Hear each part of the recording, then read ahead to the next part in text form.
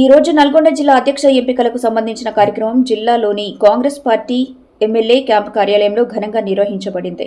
ఈ కార్యక్రమానికి ఏఐసీసీ కార్యదర్శి మాజీ MLA doctor SA Sampath Kumar ముఖ్య అతిథిగా హాజరయ్యారు. ఈ సందర్భంగా ఆయన మీడియాతో మాట్లాడుతూ రాహుల్ గాంధీ ఆదేశాల మేరకు భారతదేశంలో మొట్టమొదటిసారి అత్యంత పారదర్శకంగా కార్యకర్తల అభిప్రాయం సేకరించి జిల్లా అధ్యక్షుని ఎంపిక చేయడం కాంగ్రెస్ పార్టీలో జరుగుతుందని తెలిపారు.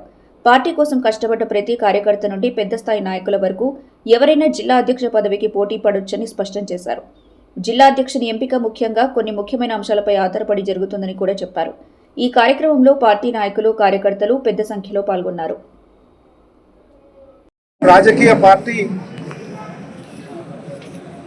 వారి జిల్లా అధ్యక్షులను ఎన్నుకునే ప్రక్రియ వినూత్నంగా, ప్రజాస్వామ్యయుతంగా, పారదర్శకంగా ఆ జిల్లాకు సంబంధించినటువంటి కార్యకర్తల మనసులో, మైండ్లో ఏదైతే ఉందో వాళ్ళ అభిప్రాయానికి అనుగుణంగా జిల్లా కాంగ్రెస్ అధ్యక్షుని నియమించాలనేటువంటి ప్రక్రియనే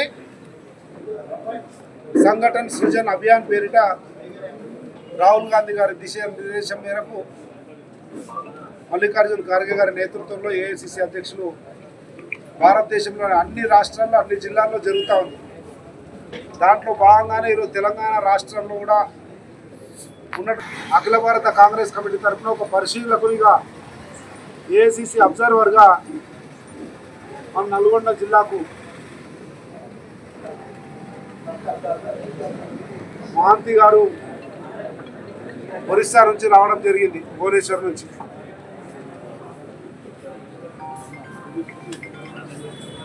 వారు నాతో పాటు ఏఐసీసీ కార్యదర్శిగా నాతో పాటు ఆర్గనైజేషన్లో చూడండి నాతో పాటు పనిచేస్తూ ఉన్నారు. నేను వారి రాష్ట్రానికి ఒరిస్సాకు అబ్జర్వర్గా పోవడం జరిగింది. అదేవిధంగా గుజరాత్కి అబ్జర్వర్ చేసిన, మధ్యప్రదేశ్కి అబ్జర్వర్ చేసిన. ఈరోజు వారు ఇక్కడ అబ్జర్వర్గా రావడం జరిగింది, ఏఐసీసీ అబ్జర్వర్గా. నేను మీ జిల్లా ఉమ్మడి నల్గొండ జిల్లా సంస్థాగత నిర్మాణ పరిశీలకుడిగా నేను కూడా వారితో పాటు రావడం జరిగింది.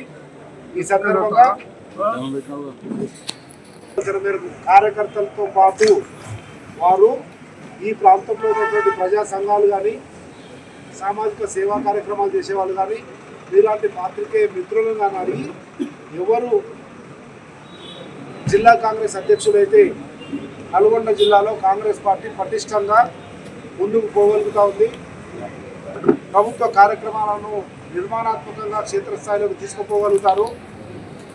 అందరు నాయకులను, నలుగురు ఎమ్మెల్యేలు అనుకుంటాం, నలుగురు ఎమ్మెల్యేలను, 5 మంది ఎమ్మెల్యేలను, ఆ సగము ఇంకొకటి సగము ఎట్లయితే ఉన్నటువంటి ఎమ్మెల్యేలు అందరినీ సమన్వయం చేసుకొని కార్యకర్తల అభిష్టం మేరకు ప్రదేశ్ కాంగ్రెస్ కమిటీ కానీ, అఖిల భారత కాంగ్రెస్ కమిటీ కానీ ఇచ్చినటువంటి దిశానిర్దేశాన్ని తూచా తప్పకుండా అమలు పరచగలిగే నాయకుడు ఎవరని గుర్తించే ప్రక్రియలో భాగంగానే ఈరోజు ఈ కార్యక్రమం చేపట్టడం జరిగింది.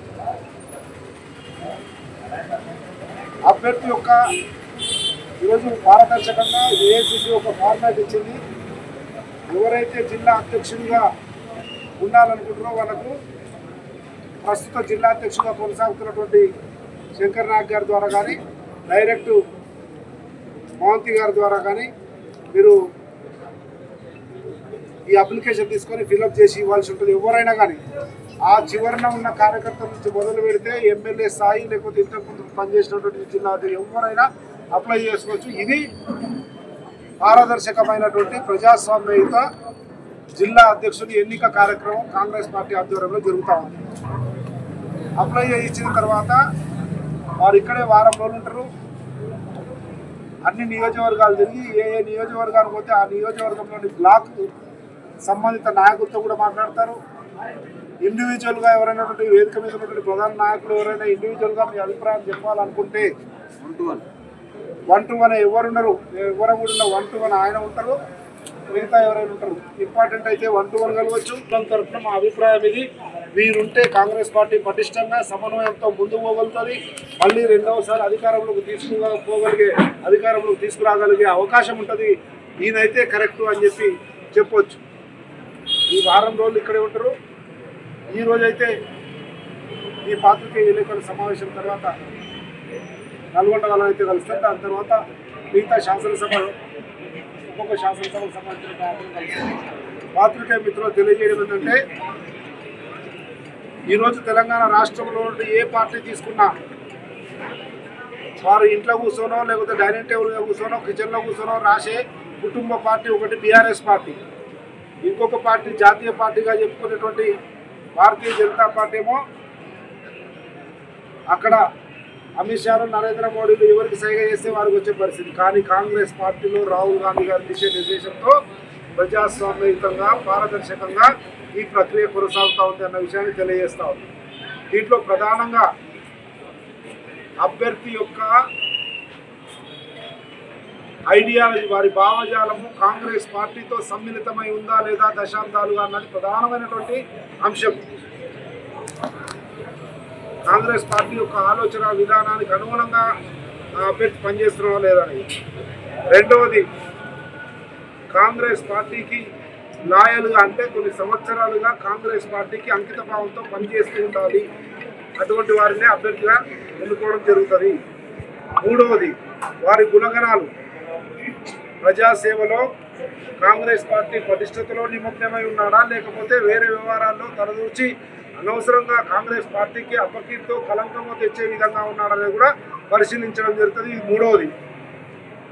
నాలుగవది, అన్నిటికీ మించి కాంగ్రెస్ పార్టీ కార్యకర్తలను, నాయకులను, శాసనసభ్యులను, మార్కెట్ చైర్మన్లను, లైబ్రరీ చైర్మన్లను, ఎంపీపీలను, జెడ్పీటీసీలను, స్థానిక కార్యకర్తలను అందరినీ కూడా సమిష్టిగా ఒక నల్లగొండ కాంగ్రెస్ పార్టీ కుటుంబంగా ముందుకు తీసుకుపోగలుగుతారా లేదా అనేది కూడా పరిశీలింపబడుతుంది.